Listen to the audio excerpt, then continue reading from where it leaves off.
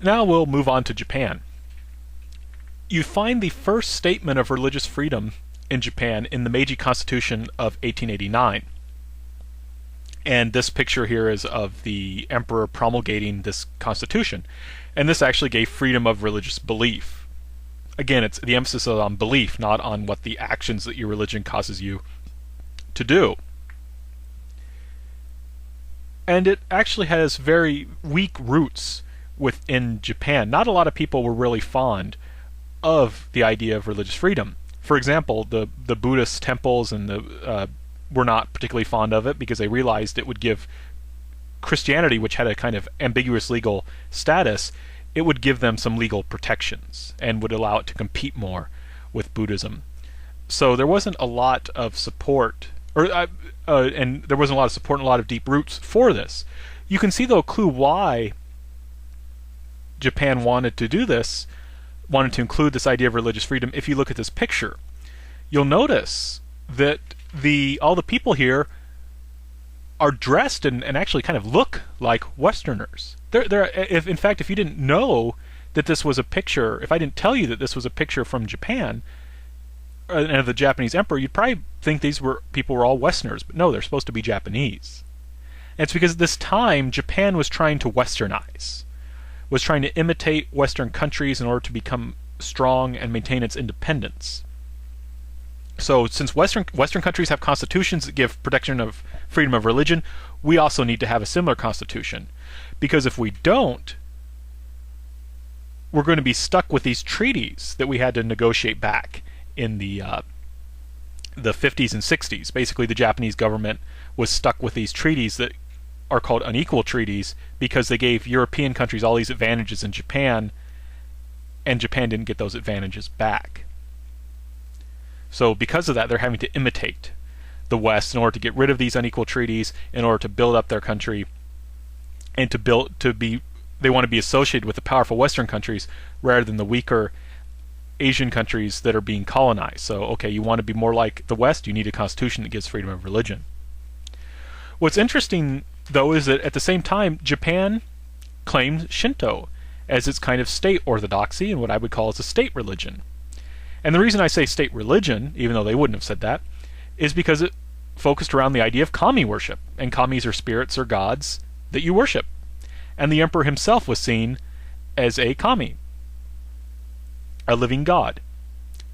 Now, in the 1930s, everyone was expected to participate in these rituals. And you see this more, you also see this previous to this, but especially in the 1930s, there's very strong pressure on people to participate in these rituals. Well, how do you get around this, right? You have a constitution that says you have freedom of religion.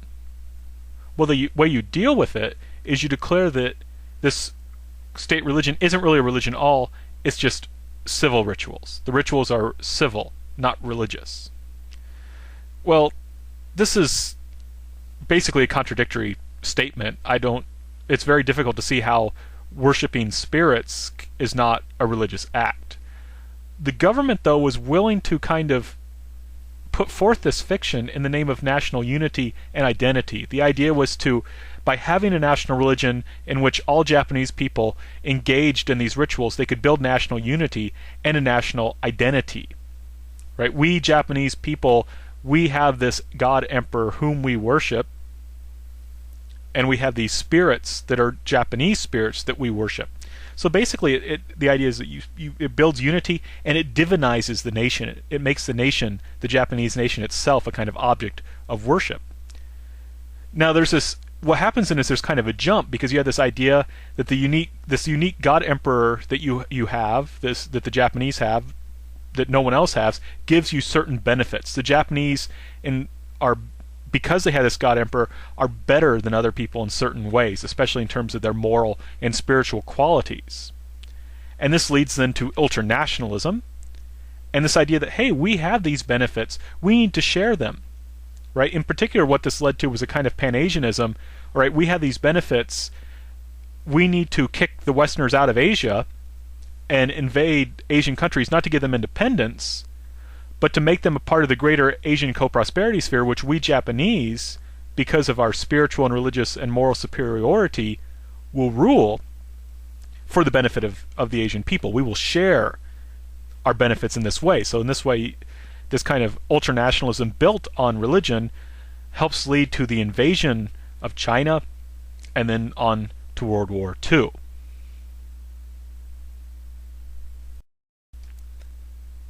And of course, as you know, Japan was defeated in World War II, and the United States occupied it.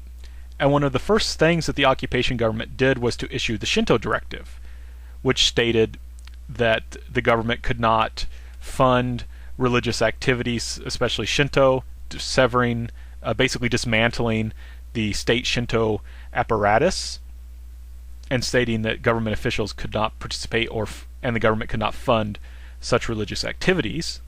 There was also the statement made by the Emperor of Japan, Hirohito, that he was not a god.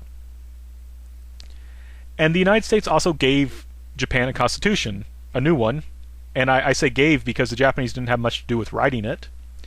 And in this constitution, the statements were given that gave lots of protection to religious freedom, especially free exercise. One kind of interesting thing that happened, because it gave so much freedom to religion, that there was even some abuse, we can say, of this. For example, there was a group that got together of merchants who gathered together and said that they had a religion, and that they worshipped the god of trade and god of money, and that their act of buying and selling was actually a religious ritual, according to their religion, and that therefore they didn't need to pay income tax or sales tax or anything like that. And they realized that there was a problem with just allowing anyone to have religion, so there was a necessity to regulate it somewhat. But despite this, there was still an attempt to have as much religious freedom as possible. And because of that, the Yasukuni Shrine, which is what you see here, was allowed to exist, even though it was defunded by the government, and it cut the official ties to the government. Now this is important because of what the Yasukuni Shrine is. It's the place where the dead soldiers, or the spirits of dead soldiers who died fighting for Japan, are enshrined. And it was especially important because that's the one place that the emperor would actually go and bow to. He would actually bow to these spirits. And usually the emperor doesn't bow to commoners, but here he bows to them, their spirits at least. And because there's free exercise, this is allowed to continue to exist, but it's not allowed to have government support. Now, in the 60s and 70s, there was a rise of nationalism on the right, an attempt to pass the so-called Yasukuni Shrine Bill. And we can see there's already a problem with this, right, in terms of having freedom of religion, because a shrine is certainly a religious institution. We can see what a problem such government support would be in terms of religious freedom if we look at what the Yasukuni Shrine website actually says. And here's an English version, which states that currently more than 2,466,000 divinities are enshrined here at Yasukuni Shrine. These are souls of men who made the ultimate sacrifice for their nation since 1853. These people, regardless of their rank or social standing, are considered to be completely equal and worshipped as venerable deities of Yasukuni. So this certainly seems to me like a religious institution. It houses divinities which are then worshipped as deities. Further adding to the problem is that it includes convicted war criminals. It also includes colonial subjects. There's a lot of Koreans and Taiwanese who are enshrined here. Some Taiwanese do not have a problem with this. A lot of Koreans do, and are very upset that their relatives are enshrined here, and actually want them to be disenshrined, but the Shinto priests say that is impossible. The other issue is that in 1985, a museum was reestablished as part of the Yasukuni Shrine complex, which gives its own revisionist history of what World War II was about. So, for example, this museum, and I've been to this museum, and it is a very problematic in its understanding of the history. For example, it emphasizes that the Japanese government invaded all these different countries to benefit Asian people, and that the war did in fact lead to decolonization and to the independence of these various Asian countries, such as Indonesia and Malaysia. The problem is that, as I stated earlier, they weren't really when they launched the war, they weren't interested in making these countries independent. The government was interested in taking them over and making them part of the greater Asian co-prosperity sphere, which then Japan itself would lead. They didn't intend for them to become entirely independent countries. So this is very much a kind of revisionist history, and there's other numerous problems with the history there.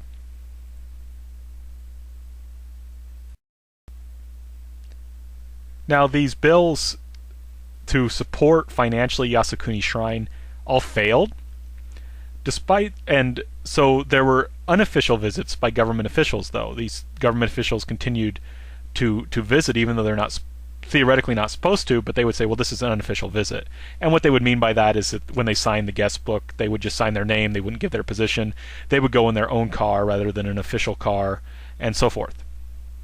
Now, in 1985, Prime Minister Nakasone made an official visit, and he said, I am making an official visit. To make this clear, he took an official car, he signed his name as wrote, Nakasone Prime Minister in the visitor's guide to make it and very clear what he was doing. Now, there was a bare majority of people who supported this in Japan, but there was a very vocal minority that angrily protested it.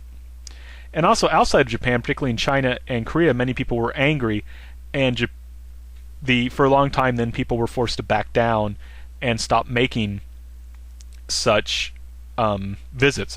Government officials realized that if they made these kind of official visits, it was going to cause a lot of problems. Now, I should point out, though, that now, more recently, it's now a majority of people actually oppose these shrine visits, but at this time, the majority actually supported it, but it wasn't a very strong majority. Now, who are the people that are resisting? It's interesting. It's mostly a coalition of the secular left, communists, socialists, working with religious minorities, particularly Christians, as well as some Buddhist organizations. And these people are interested in protesting this because they're fearful of a return of the Shinto emperor system that existed prior to World War II, in which they were severely suppressed. And particularly new religions are very supportive of attempts to protest. They're very much against the establishment of public support for Yasukuni Shrine because they're fearful of this return. However, unofficial visits still continue by government officials.